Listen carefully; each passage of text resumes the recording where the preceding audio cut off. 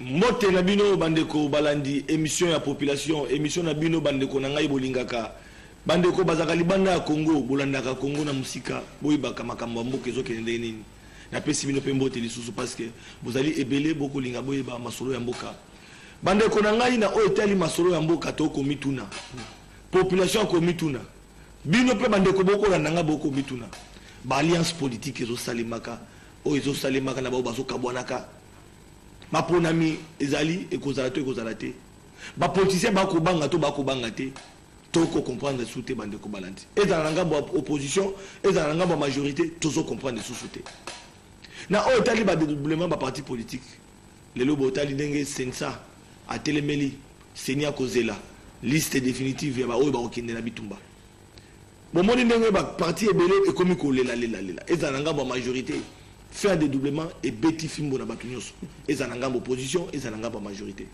eloko nini ekoleka ba jeune ya mboka pe bilenge pe bakotala bakokanisa nini bango pe bako milengela pe bakela maponami bakokela maponami ndenge nini bikambo seuil ekomi pema toki ke loi électorale faisons sur le parlement faut batala est-ce que bako revoir to bako revoir te aux émissions population to tuna kabituna nyos eza obande kwa kolo baloko rumeur biso sengeto tuna na baimboka na bayi politique bayi bisaka biso ezali solo te o ezali émission bo solo émission population émission bilo bayimboka to le sengolelo bande ko balandi to ko yamba mokambi ya paneko mwana mboka Bernard Kayumba isa mikolo belé to yambiete to tikaka sa misane to moli pa bungi na wetando ike eloko nya ko bombela ba congolais eloko nya ko bombela jeunesse pe ba politique ata ko kotaki na majorité officiellement to monaki mwana mboka Bernard boni santé aux à l'aise mwana mboka lelo yo bande ko belé ba observer qui d'abord adhésion na la majorité présidentielle. Pourquoi on s'allie choix à la majorité? La mise sur la population, la mise sur la population, on dit majorité, des mandats, quitter. Mais il y a qui adhéré, on a adhéré à l'opposition. Tout le monde est tout, mais 5 bateaux ensemble, on a Afrique du Sud, tout le monde peut il y a rassemblement, on a besoin de bateaux. Bernard Kayumba, au tali, président de la plateforme politique, vous allez léguer au Kobunda pour Namboka. Merci beaucoup, Ndeko Flavien. Oyebi ete tikana ya lonamuke paneko zali partie du nouvel élan du Congo. Touti kopona majorité présidentielle parce que zali famille munene. Ce qui ba bengi majorité. Donc il y a une minorité. Opposition zate. Partout il y a une majorité, il y a toujours une minorité. Donc biso paneko toloba qui était to kende na majorité pour to gagner l'élection. To rassurer peuple congolais que non espoir ezali parce que kokote na biso na majorité ezali mopepe asika donc jeunesse asika mentalité asika nouvelle manière à kosala makambo donc tolingi toloba que non depuis adhésion il y a paneko na kati ya majorité présidentielle makambo zo changer ba regroupement paneko bazo benda de gauche à droite pour na nini ancrage na population donc na minute au paneko afandisi masolo paneko zali espoir à peuple congolais. Il y a jeunesse congolaise parce que Tozali Kaka na kati majorité présidentielle parce que Paneko Azali na Sima ya Joseph Kabila Kabange. Donc to rassurer population mobimba que non autorité morale il y a plateforme Nabiso MP ezali président de la République au Paneko Tozali ko sungai na makamonyo so na Afghanistan. Alors mais au moins était bien beaucoup ya mais yeba ki bozo koti place yo bangubu baza ebele place ba dinosaure bazé belé yo banzi penza ba tata wana minene wana ba tata na mikolo bazana kata majorité présidentielle ya solo ba koti kabino bilenge loka paneko ata boye la nouvelle là Flavien Nazali autorité morale pe président parti politique et donc kuna to sala qui conférence ba président ba parti politique donc il nous ba que non au même niveau au ba kozwa président ya parti songolo au même niveau ba kozwa président ya paneko. Et donc, on a disqualification exatée. Donc, âge est occupé. Poids politique est occupé. Parce que Bissou Paneko, Ndeko Flavien a minute yo masoloza kitoko. C'est pour dire que nous rassurons à la base que Bissou confiance na Bissou zali bino population na Bissou bilingue République démocratique du Congo. Oyo, ma ponemi au décembre pour film Robetama. Na bakuluto yo ba bosana ki ba jeune mais biso tolobi bilengi nyos ba ko voter kaka ba jeune c'est ça notre lutte to boy kaka que non ba jeune ba za chômage bakuluto nde baliaka année 2018 les alliés année à jeune, c'est pourquoi naza coupé sa message na jeunesse il y a la République démocratique du Congo que non bon fongola miso année 2018 les alliés donc ndakisa moko ya kitoko pona biso ba jeune il y a République parti politique to continue regroupement il y a majorité présidentielle donc majorité présidentielle ça il y a presque 14 regroupements politiques. Dans le regroupement politique au Paneko à côté ils ont 19 partis politiques et l'ingo ko bakeno Paneko à côté na bureau politique et regroupement. Au moins ma solo ndenge zoken. Donc on a 14 regroupements. Oui. Bino bozali na regroupement moko. Regroupement moko na bino ils allaient na 19 partis politiques. Ma parti malette j'espère bien. Non, parce que la partie politique est belé to mesa na mboka na. Eza ba parti bien assis. Yemoko na mwasi na ina bana. Non, il y a biso eza ba parti bien assis. Bon au moins na sortie officielle.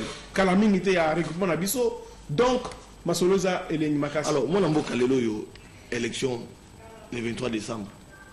Tout le monde a une politique, bino beaucoup banque. Et ça va en opposition, au bas de la majorité. On dirait beaucoup banque à ma ponami. Tout le monde a une partie s'effondre. Bah comment ça s'effondre? Comment nous se créer? Bah nous sommes bima, bah okene, nous sommes l'opposition, bah majorité, nous sommes majorité, bah opposé. Nous vous bilingue.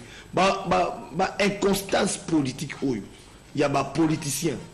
Au Congo, avant d'attendre Bakongo, il y a des politiciens. Na corriger le moko biso la majorité présidentielle. To na Paneko. To zali ko banga élection té. Biso to zali ko pousser population pour accompagner processus électoral. Et donc on ne peut pas vouloir une chose et son contraire. Biso to lobby base na biso to zala na démarche à élection en 2018. Donc, Toboy ba distraction moko boyezangatina pour dire que non candidat il faut outa soki wapi mais biso candidat na biso akouta na majorité présidentielle. Et puis to na candidat moko, c'est pourquoi biso bato Paneko, biso bato ya regroupement de Togo la semaine prochaine je crois. Toko accompagner toko chama boko na biso na candidat président de la République wa koya na kati ya famille politique na biso. Donc, vous allez déterminer. Vous allez déterminer, vous allez que ça la boutou moi pour l'organisation de l'élection, vous allez couper ça. Longo n'y a un décocorné nanga parce que à cause la musala makasi pour ma ponamise à la alors fin il y a dédoublement il y a parti politique. Bino Paneko botali concerné te na bandi. Bino botala Paneko na yene na bino. Eza na opposition na majorité ba kolela. Omoni na opesa lelo longo nya na mokonza mboka Joseph Kabila Kabange po ebele balelaki lelaki lelo ayoki mileli na bango kolela na bango esili bazongiseli bango ba parti politique na bango sikoyo bango nde sikoyo ba travailler makasi pona maponami okoya et donc biso Paneko tozalaki concerné te na lobaki yango ke non Paneko atimbelaki déjà makambo wana a verrouiller statut mobimba na kati ya autorité morale président national et donc lelo jeunesse en République démocratique du Congo, Sima ya leader charismatique Bernard Kayumba, Masoloza kitoko makasi parce que ba surprise eza ebele. Son alobi ba surprise eza ebele donc boromona ndenge tozali ko évoluer na ba candidature. Alors, mais comment la sikoyo fait va dédoublement lobi mokonza mboka yoki ezali mokonza mboka to ezali accord à Saint-Sylvestre parce que il n'y a rien accord wana o bande ko bakende ki opposition na majorité ne ba vanda ki ba bito kende de crispation boy. Le Flavien Kobo c'est noté que nous avons un garant de la nation. Oui. Il n'y a rien qui se fait dans le pays sans que mokonza mboka et la mboka le ngonya pe na président ya Sensa Joseph Olengankoy parce que grâce à lui, notre équipe na Mobimba va travailler qui boutou moi pour concrétiser stoppage et dédoublement de parti politique. Donc, on a une majorité parce que tout le monde qui va perdre mosaïque, va perdre mosaïque, va créer un parti politique, tout le monde qui va dédoublement. Alors, les lois vont terme si vous avez un cas IDPS, IDPS va reconnaître IDPS correct dans la liste définitive, IDPS contre change ce que d'atika. Oui, ça va créer IDPS ici, maloko là va Bruno Tibala parce que la population, premier ministre Bruno Tibala créer IDPS. L'homme va reconnaître IDPS El Tibala to pe lokola elle qui basse ezalaka donc ba misusu ba kolela ba botoli bango donc ba inadef wana lelo ekomi anadek bon ba misusu pe lisusu pe alumbi pe azo ko reconnaître te makambo ndenge ezali koleka tala ndenge makambo ekomi buluke zunguluke yebisa ngai ba politique ba victime lelo ba accompagner qui majorité ba mosaïque wana mais lelo ba botoli et qui na ngambo opposition ba ndeko mosusu to ba ndeko opposition qui na ngambo majorité ba kolela ba ndeko Flavien pour ngai ba ndeko ba botoli ba parti politique balier eloko balonaki ozo comprendre balier eloko balonaki balier bango moko balier eloko balonaki basangana na batu moko boye baza mitema mabe bayeko kabwana lelo l'état bolamata de alobi azon sela bango mukolo ndako mukolo tonga botoli tonga nae do lingolo bakeno bayebela bango mo batu yebela ba créer déjà ba parti mususu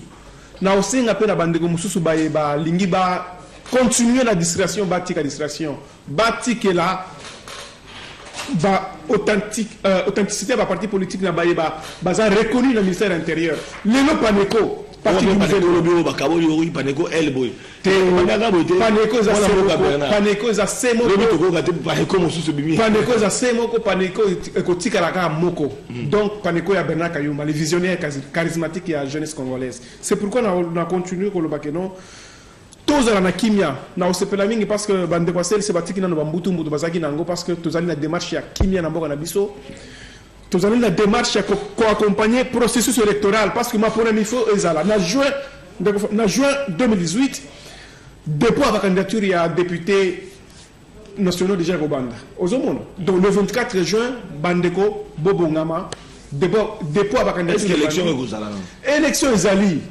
Pourquoi logistique calendrier électoral au bande de opposition va bien calendrier ba contrainte mais on monite que bande de opposition ba comme déranger bango pe ba eko timbela on a retard que non il fallait tous se préparer na maponami depuis très longtemps ba eko timbela na makambozo kende maponami kozala c'est pourquoi il s'agit de gauche et droite pour na maponami mais biso toyeba ki banda depuis première émission to sala ça fait de quoi 2 ou 3 mois na ça que mapona mekozala mais au comprendre que mapona mekozala biso bilenge ya République démocratique du Congo et le monde ba province mususu toko sangana na sima ya majorité présidentielle pour gagner élection et donc la sima ya majorité présidentielle objectif na biso na lo ba jeune ya kati ya majorité de Flavien objectif na biso il faut tous à un minimum 300 jeunes députés nationaux. Oh. Voilà, ils ont objectif. On appelle ici la jeunesse congolaise, population.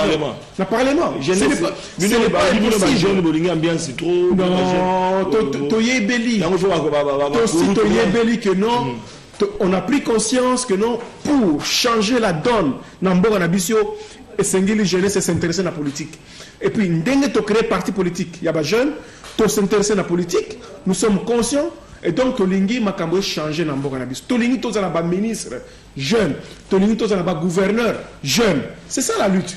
Donc, majorité présidentielle. Mon père, c'est quand la majorité présidentielle, il y a un tika Makamoto, majorité qui t'a ramoutou na yolelo. On répond à des jeunes dans la population. Ils ont encore banalisé autour salaka. Tout le monde ni moi mboka mozito, palou. Tout le monde comboté, tout le monde palou. Tout le monde ni F Bazaïba, MSC. Tout le monde est Vital Kamere UNC.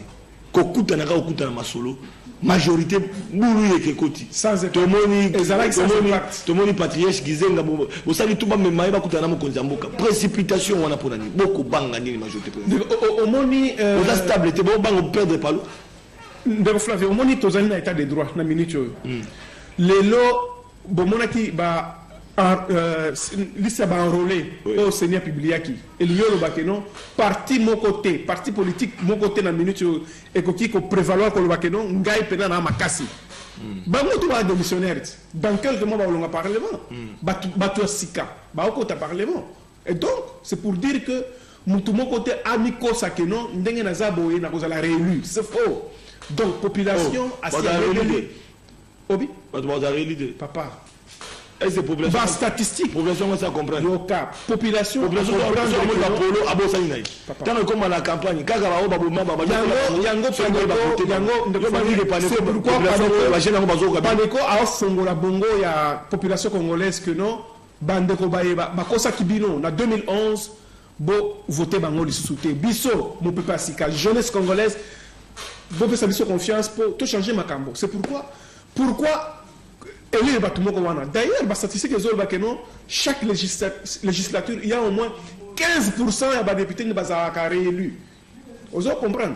Donc au moins 85% de Libanda. C'est pourquoi Batu Asika Bakokota, Babiso Baye, candidat député national Lukunga, au Beta Bango Fimo Magasi.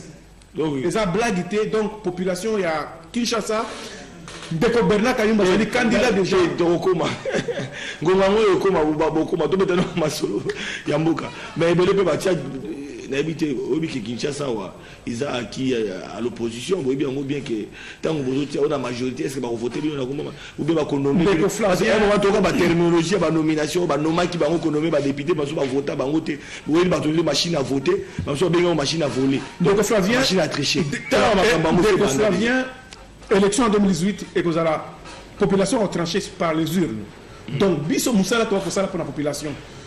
Dans la province, au paneko ko sala regroupement na biso o ko sala ngo. Au mona to robeta fimo bato ebele. Donc jeunesse congolaise a la kisi que non bakulutu ba ko saka bango na 2011, 2018 bakoko sa bango souté. Donc makambo changer la politique et les dynamiques et n'est pas statique. C'est pourquoi to lobby était que non mutu moko te après 30 que non ngai chef na ngai zalaka mutu akoya te. C'est faux. J'ai vu dans mon abatu na ba territoire mususu enseignant à école primaire à kutu na véloté mais abattre mutu za ba million. Donc on peut pas citer Paneko a mis na majorité présidentielle les ali kitoko makasi.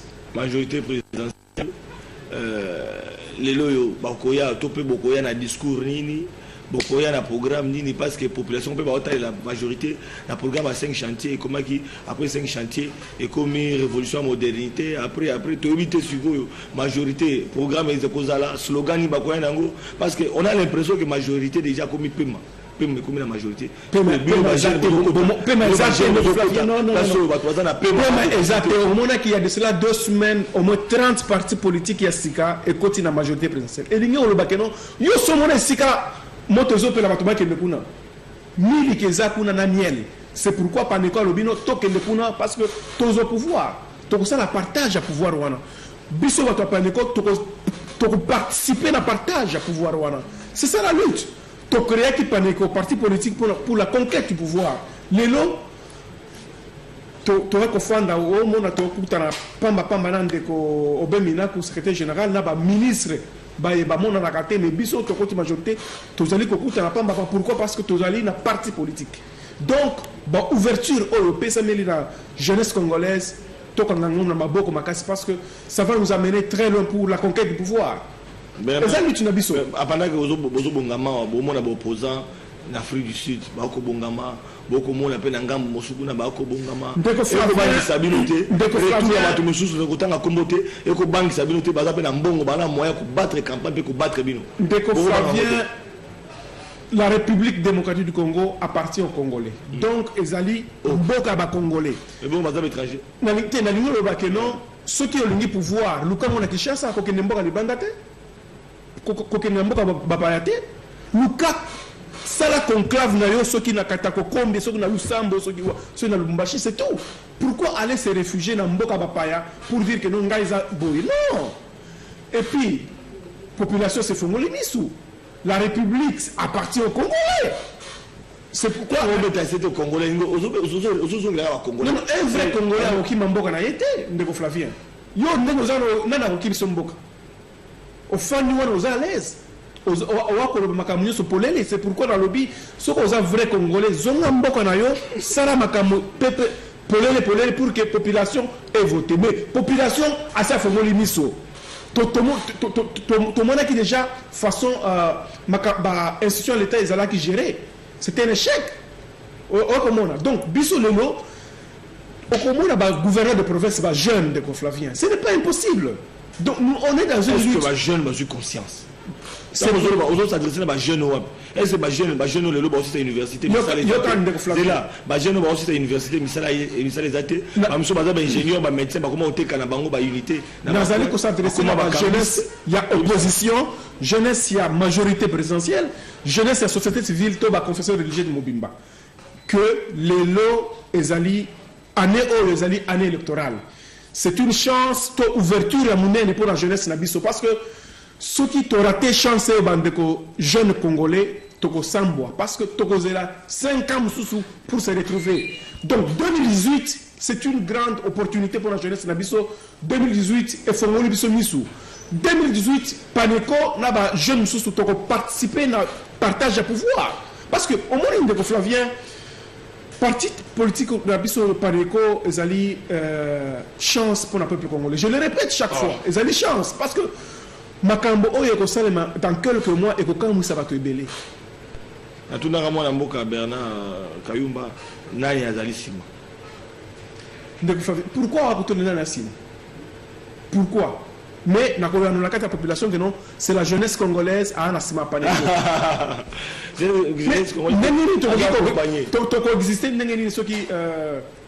mets ces actes. Bozali ba journaliste, Bozali ba Pazisango. Donc, ça fait quasiment une année que Bolukagana n'a Anasima Paneco, Bomonate, Boebipete. Donc, organisation à Bissomoko, et Pessibino, Mbulu, Mbulu Kutu Bakasa. Et puis qui peut le c'est beaucoup de Luka, c'est donc le nom Paneco, parti du nouvel élan à Congo, n'a qu'à une majorité présidentielle, nous rassurons la population congolaise que non, pouvoir Oyo. Alors, tu peux participer à partage parce que tu peux aligner ma candidat et donner ma jeune. Nous voulons que les choses changent dans notre pays, c'est avec la jeunesse congolaise. Bande comme sous lobby opposition parce qu'ils aiment la population, tu peux pas Kolanda. Balobi que majorité botanta qui piège na opposition tant bobeti sur la seuil na loi électorale bango ba koninga na bakolanda tant boye na machine à voter et pourtant comptage ezali manuel na loi électorale boye bango machine à voter pour le mouvement zela ça bango balobi bango batikali stable ba cause la bino kaka mais élection ça été bango il faut pas qu'il y ait une transition sans Joseph Kabila attendez et là ba machine mais boye ba kino franche sous opposition bango toujours sereine de Flavien biso tozali na démarche à élection démarche à transition balingi ba kota na ba institution pour ba iba mbongo ba se préparer na ba élection. On comprend tout timbeli bango et puis stratégie na bango yango wana et puis elora mi balé bazali ko rejeter machine électorale parce que balingi ba distraire population que non mapona mezalate c'est faux. Élection ezali à deux volets ce que na urne tolanda ki ndeko corner na ngaloba ke machine à voter aucun ordinateur opponi candidat président de la République opponi candidat député national na yo candidat provincial na yo 3 personnes le même jour.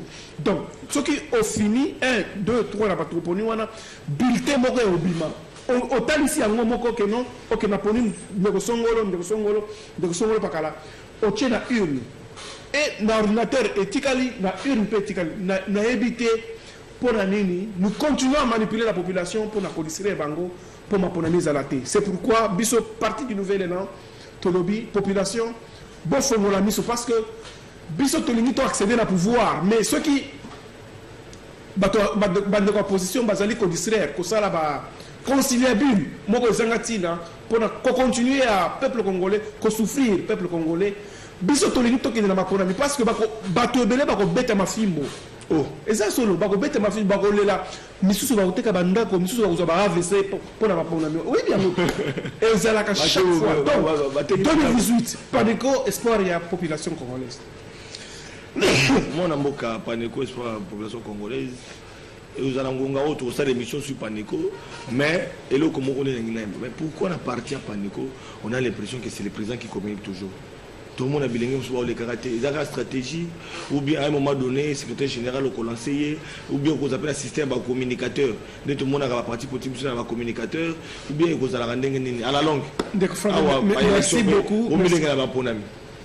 Na base était aux années moins retard muké aussi to balancer déjà battu belé secrétaire national il y a Paneco na président de la Ligue des jeunes vice-président baleka déjà na bilili pour na parler pour le Paneco projet de société à Paneco pour na mbonga na biso. Donc je ne suis pas le seul à la télévision na bilili pour na relever la Paneco.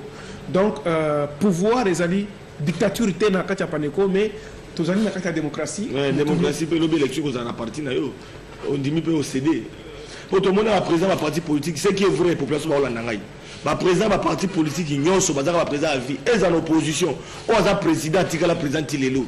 Tout le monde a été démocratique dans la parti politique.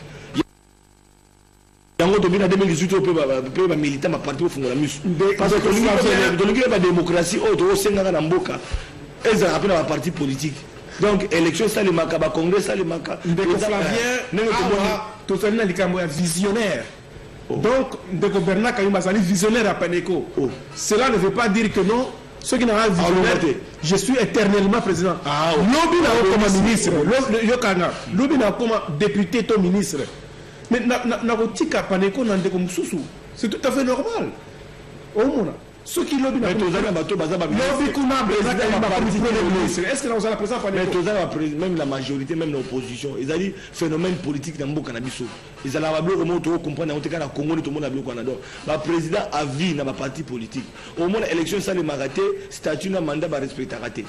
Voilà. Ndeko Flavien n'a répété na statut à Paneco Ndeko Bernard Kayumba Zali président ya libela. Donc il y a une autorité morale. Il n'y a pas de dédoublement.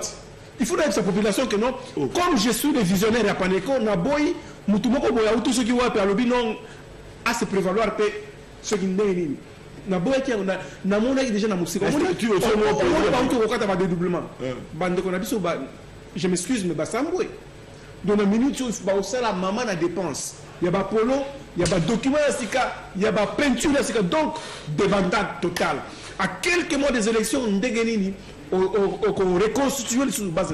Mais Paneco a eu déjà 2017 a créé Bornaï. Paneco, légalement agréé par le ministre. Donc, on veut la carte à statut. Papa.